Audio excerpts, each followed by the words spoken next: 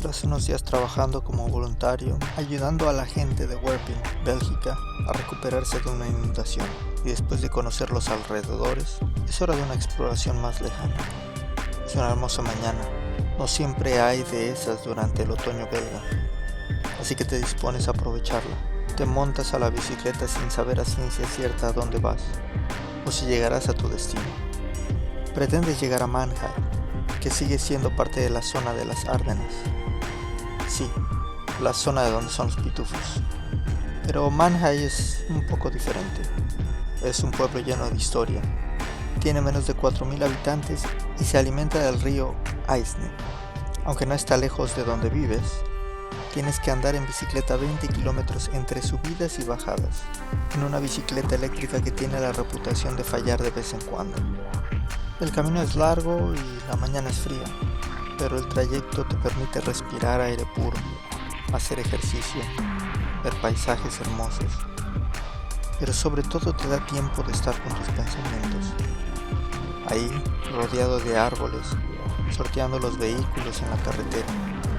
Ahí, viendo el verde de los pastizales, viendo tu sombra persiguiéndote y el camino libre, abierto a nuevas posibilidades y aventuras, sintiendo la libertad y sintiendo cómo el cielo y la tierra se mezclan contigo en medio, cómo sus colores te aplastan y te maravillan a la vez. Todos estamos en medio de los universos microscópicos y astronómicos. Construimos nuestras casas y nuestras ciudades en una bola de oxígeno, viajando a 30 kilómetros por segundo, y esperamos lo mejor. En cierta forma, todos somos viajeros. Viajamos en espacio y en tiempo, y de eso se trata tu recorrido hoy. Es un viaje en el tiempo, que sin embargo parece ser un cuento con una moraleja relevante para nosotros. En Mannheim tuvo lugar la batalla de las Ardenas durante la Segunda Guerra Mundial. Fue durante esa batalla que la segunda división SS del ejército alemán fue finalmente detenida en diciembre de 1944. Continúas andando por los pequeños poblados belgas, preguntándote cómo se habrán visto durante las guerras mundiales. El conflicto ha sido parte de la historia humana desde sus inicios. La guerra ha cambiado la organización de países y del mundo en numerosas ocasiones. Mapas han tenido que redibujarse, con los victoriosos en turno decidiendo qué es qué.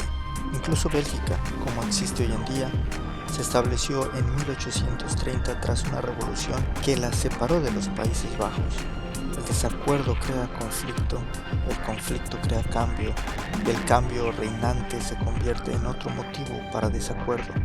¿Cómo rompemos ese ciclo? Llegas a una pendiente pronunciada y tienes que bajar de la bicicleta. La batería ha dejado de funcionar y cada pedaleada se siente como la última. Tras descansar, mágicamente la batería se reactiva y aprovechas tu buena suerte para llegar hasta Mannheim. Decides entrar al Museo de Historia Mannheim 44, aunque es muy caro para ti y no quieres dejar pasar la oportunidad. Afuera del museo hay un tanque Pantera Mark IV, normalmente conducidos por 5 soldados. No se sabe el destino de estos. El tanque fue abandonado en la entrada de la villa por los nazis. Adentro del museo se cuenta toda la historia de la batalla, pero más que quedarte con hechos, cifras y fechas, piensas en los horrores de la guerra. La cómoda y aburrida vida del primer mundo hace olvidar a muchos el significado de la violencia. Viniendo de México, uno de los países con mayor número de asesinatos en el mundo, y particularmente habiendo visto las secuelas de las batallas en más de una ocasión, no puedes más que despreciar la guerra. La guerra no es como en la televisión o las películas de Hollywood. A la guerra no le importa si pones una bandera en tu perfil de Facebook, o las preocupaciones que expresas sobre ella usando tu celular de miles de dólares recostado en tu cama ortopédica. En tiempos de guerra, los pronombres dejan de importar. La policía cultural es irrelevante. Los tiempos de guerra son cuando los instructores de yoga se quedan sin empleo y los dramas de la farándula son irrelevantes, al igual que los famosos que los encarnan. La guerra son huesos y dientes rotos, amputaciones y sangre, vísceras y hambre. también es lágrimas, desesperación y odio, confusión e incomodidad, incertidumbre y soledad.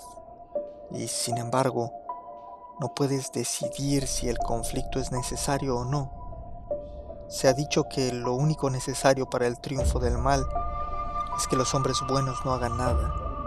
La diferencia entre una vida pacifista y una persona inofensiva está entre decidir no pelear o no tener la habilidad para hacerlo. No hay valor en ser inofensivo, solo hay valor en la fuerza que opta por la amabilidad y la justicia. Algunas veces se debe decidir entre paz o justicia. Elegir la tranquilidad en lugar del contraataque. Pero por otro lado, si algo nos enseñó la actitud de Hitler respecto a la anexión de Checoslovaquia, es que algunos monstruos son insaciables y solo hablan el lenguaje de la violencia y la dominación. Y de trasfondo están increíbles avances tecnológicos impulsados por el conflicto, increíbles historias de heroísmo y compasión, de camaradería y coraje. El conflicto une e inspira. Saca lo peor y lo mejor de los humanos. Demuestra el verdadero carácter de un hombre. El museo, aunque pequeño, está lleno de información, pero el viaje en bicicleta te ha dejado poco tiempo para recorrerlo, ya que debes regresar a casa antes de que anochezca, y los inviernos belgas hacen que a las 4 de la tarde empiece a oscurecer. Ahora hay animales y granjas en los alrededores. Pero el 16 de septiembre de 1944, todo lucía muy diferente. Muy cerca de estos pastizales, 2 aviones P-38 Lightning chocaron, parte de las bajas causadas por otros factores diferentes al conflicto mismo. Un fenómeno que se extiende cada día más. Actualmente, el ejército de los Estados Unidos pierde más soldados a causa del suicidio que de los combates. Hay restos de las batallas en todos lados, incluso armamento nazi, como la PaK-40 que estás viendo. Montas a tu bicicleta y recorres los caminos que anduvieron las familias belgas escapando de las tropas nazis. Algunos civiles fueron asesinados indiscriminadamente durante la invasión, como es el caso de los hermanos Jules y Therese Danloy, que murieron el 25 de diciembre de 1944.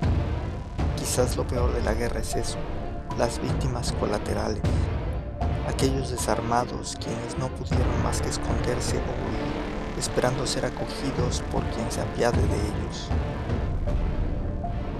Mannheim fue defendido por 2 unidades principalmente, la 7ª blindada y la infantería 106. Intentaron en 2 ocasiones recuperar Mannheim de las manos nazis, exactamente en el campo que estás viendo, pero no lograron su cometido. Detrás del monumento que estás viendo, el batallón de ingenieros de combate 238 instaló miles de minas que quedaron cubiertas por la nieve durante la noche del 24 al 25 de diciembre, logrando destruir 5 tanques alemanes. Y luego de aprender sobre la guerra, tienes tu propia batalla que librar. La bicicleta eléctrica dejó de funcionar completamente. Pesa más que una bicicleta normal y tienes que recorrer 20 kilómetros de regreso a casa. Temes que vaya a oscurecer y tú sigas a mitad de camino. Pero no hay mucho tiempo para debates internos. Tienes que moverte. Por fortuna, las bajadas compensan las subidas y te ayudan a recuperar fuerza.